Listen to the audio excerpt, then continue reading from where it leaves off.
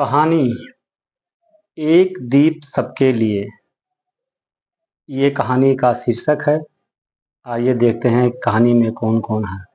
गायत्री देवी हैं, 55 वर्षीय विधवा, धार्मिक और दृढ़ नारी। दूसरे नंबर पर विवेक है, 28 वर्षीय युवक, शहर में नौकरी करता है। तीसरे नंबर पर सरपंच रघुनंदन, गांव के प्रभावशाली व्यक्ति। चौथे नंबर पर गांव वाले, महिलाएं और बच्चे सहायक भूमिका में। अब कहानी शुरू करते हैं। उत्तर भारत के एक शांत से गांव चंद्रपुर में हर वर्ष दीपावली का त्योहार बड़ी धूमधाम से मनाया जाता था। लेकिन गांव की एक बस्ती जहां दलित और गरीब लोग रहते थे, वहां अक्सर कोई रोशनी नहीं होती थी। हर बार मुख्य मंदिर और सरपंच के घर के पास ही सजावट होती और बाकी बस्ती अंधेरे में रह जाती थी। गायत्री देवी, जो वर्षों पहले अपने पति को खो चुकी थी, मंदिर की नियमित सेवा करती थी और धर्म ग्रंथों का अध्ययन करती थी।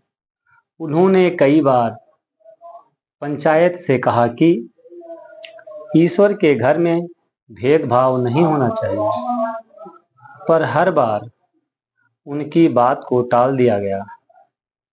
अब वो क्या करती हैं? जब एक दिन उनका बेटा विवेक शहर से एक एनजीओ में काम करता था, छुट्टियों में घर आया। उसने गांव की दशा देखी और अपने माँ से पूछा, माँ, क्या ये वही चंद्रपुर है जहां सबके लिए राम राज्य की बातें होती थी?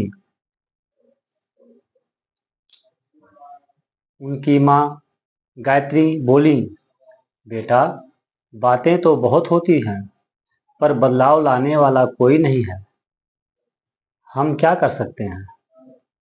विवेक को यह बात भीतर तक चुभ गई। उसने तय किया कि इस बार दीपावली सबके लिए होगी। हर घर में, हर दिल में रोशनी होगी। परिवर्तन की शुरुआत विवेक के गांव के नौजवानों को एकत्र विवेक ने गांव के नौजवानों को एकत्र किया, जिनमें लड़कियां भी थीं। सीमा, जो गांव में बच्चों को पढ़ाती थी, और फरहान, जो गांव की दुकान चलाता था, सब आगे आए। उन्होंने बस्ती की साफ सफाई शुरू की, टूटी गलियां ठीक की करवाईं और सबको दिए बांटे। लेकिन सरपंच रघुनंदन ने नाराज होकर कहा, बस्ती वालों को बराबरी देना गांव की परंपरा बिगाड़ना है। इस पर गायत्री देवी मंदिर से बाहर आईं और एक सभा में बोली, जब भगवान राम अयोध्या लौटे थे तो किस किस ने दिया जलाया था?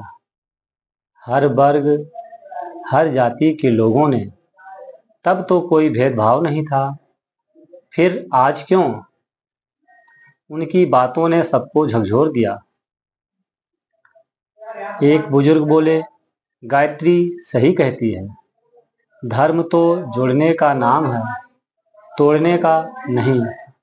दीपों की रात। इस बार दीपावली की रात पूरे चंद्रपुर में एक भी घर अंधेरे में नहीं था।